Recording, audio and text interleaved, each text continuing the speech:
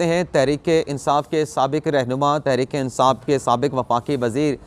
फवाद चौधरी साहब, जिनके nomination paper की जो स्क्रूटनी का प्रोसेस था वो कल जेएलएम के रिटर्निंग अफसर ने उसको मुकम्मल कर लिया था। और ये नॉमिनेशन पेपर की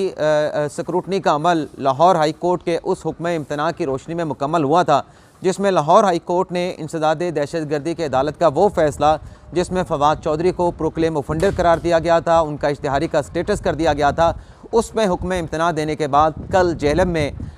फवाद चौधरी के नॉमिनेशन की जो स्क्रूटनी है उसको मुकम्मल किया गया था। लेकिन जो दूसरा केस है फवाद चौधरी के ख़िलाफ़, जिसमें नैब ने 10 दिन का जिस्मानी रिमांड लिया था फवाद चौधरी का, तो आज 10 दिन के जिस्मानी रिमांड की मुद्दत मुकम्मल होने के बाद एक मरतबा फिर नैब के हुकाम की तरफ से फवाद चौधरी को जज मोहम्मद बशीर अकाउंटेबिलिटी कोर्ट में पेश किया गया। फवाद चौधरी साहब ने रोस्टम पे आके अदालती कार्रवाई के इब्तदा में कुछ बात करने की कोशिश की, लेकिन जज